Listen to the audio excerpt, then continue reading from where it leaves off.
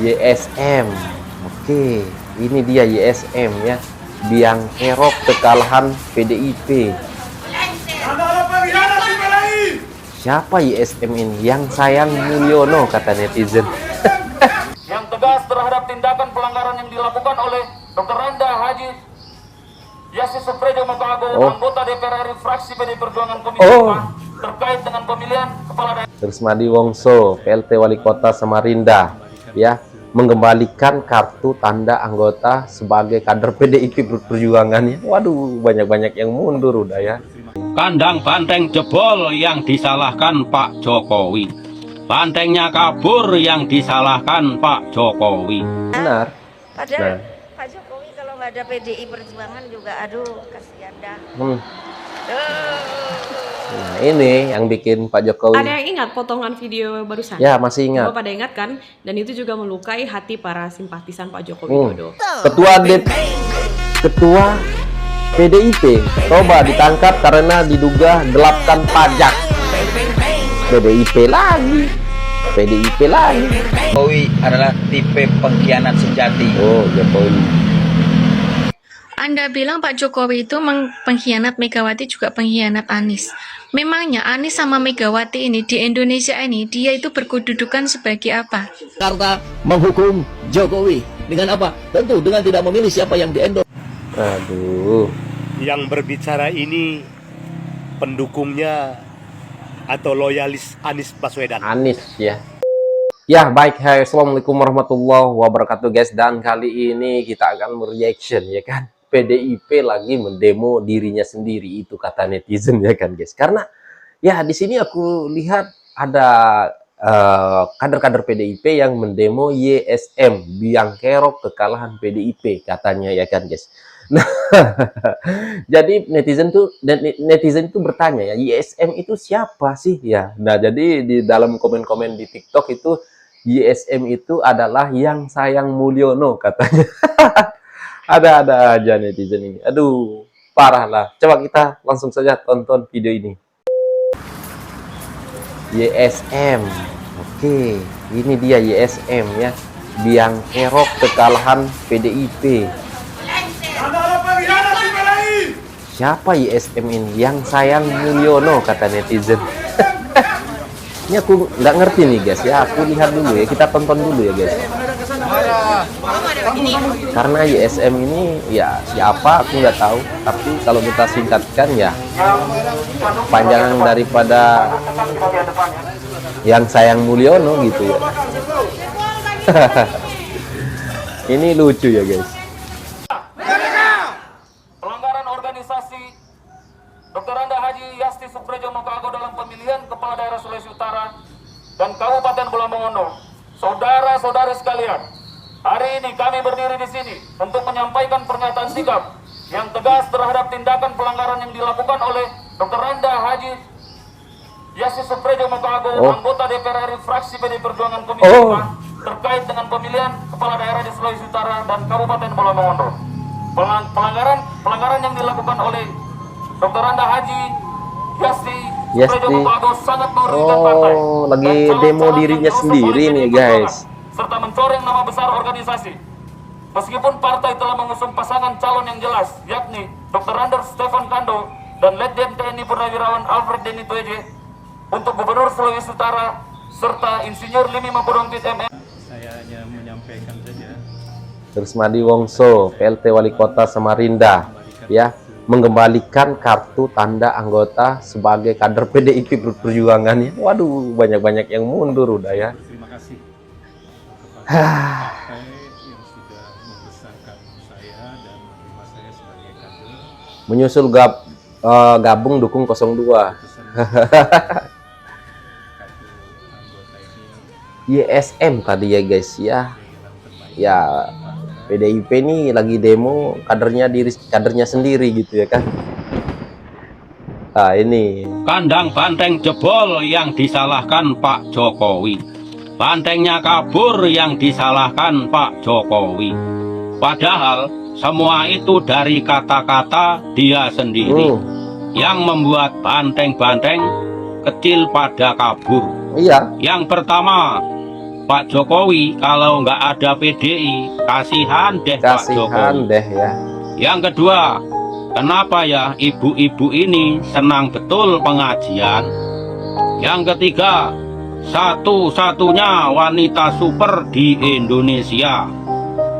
Ingat ya para tokoh PDI, semakin banyak yang menyalahkan atau menghina Pak Jokowi, semakin banyak pula anak-anak banteng yang lari. Ya, Benar. padahal Nah. Pak Jokowi kalau nggak ada PDI Perjuangan juga aduh kasihan dah. Nah, ini yang bikin Pak Jokowi. Ada yang ingat potongan video barusan? Ya, masih ingat. Bapak pada ingat kan? Dan itu juga melukai hati para simpatisan Pak Joko Widodo. Nah teman-teman, sepintas kita lihat itu cuma sebagai guyonan ya.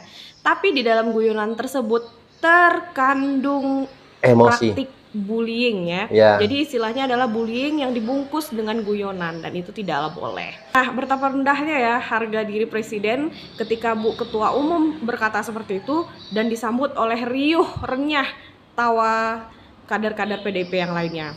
Nah, update terbaru dari Partai Banteng ini adalah menurut penuturan Pak Hasto, Pak Joko Widodo, Gibran dan juga Bobi dipecat dari Partai PDIP ini. Menurut keterangan Pak Hasto, Pak Jokowi dan anak-anaknya ini sudah menciderai konstitusi.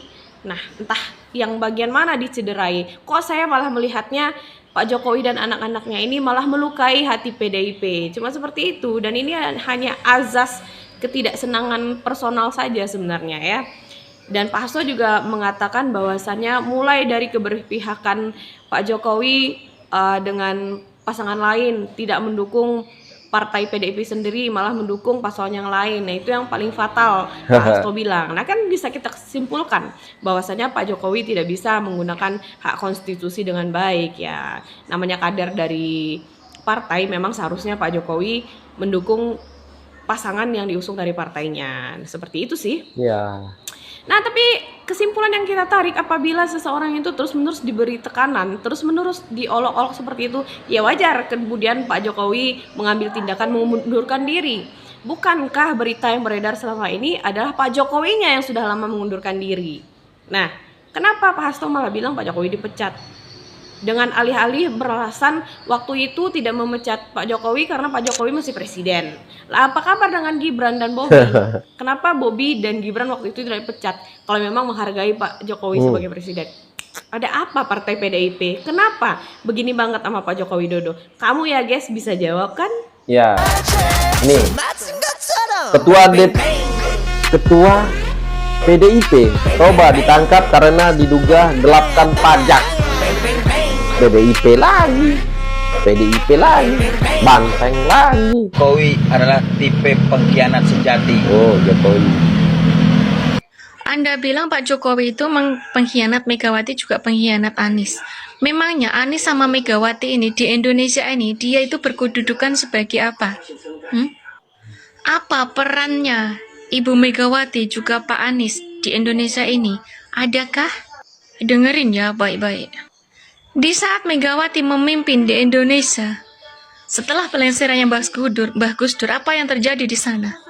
Indosat terjual, kapal tanker Pertamina terjual, gas alam Papua terjual.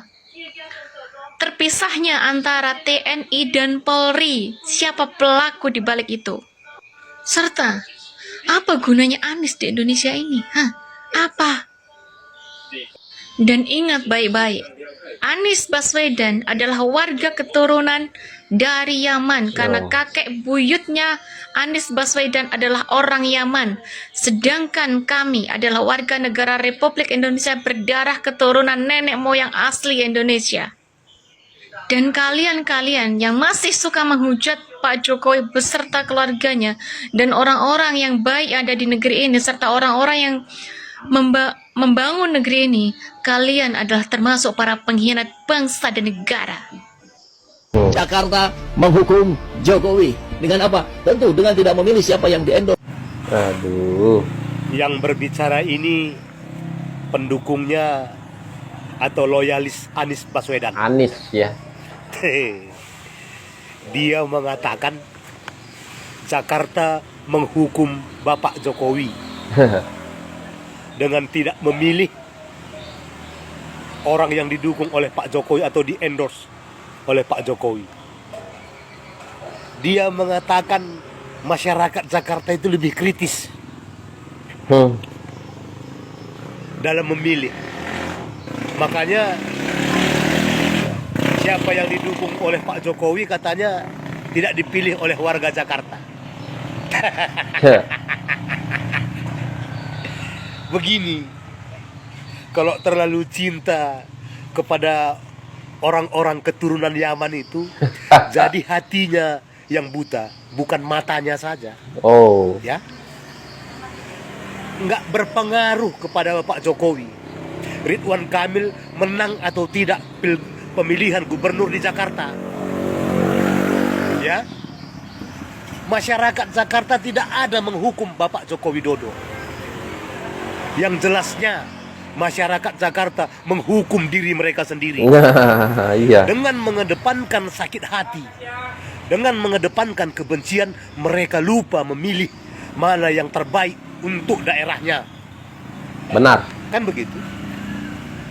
Ridwan Kamil telah terbukti kinerjanya.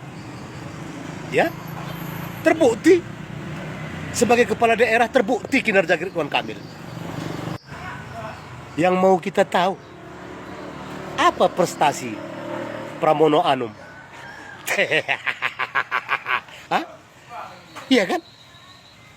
Daerah mana yang pernah dipimpinnya? Kan begitu? Iya.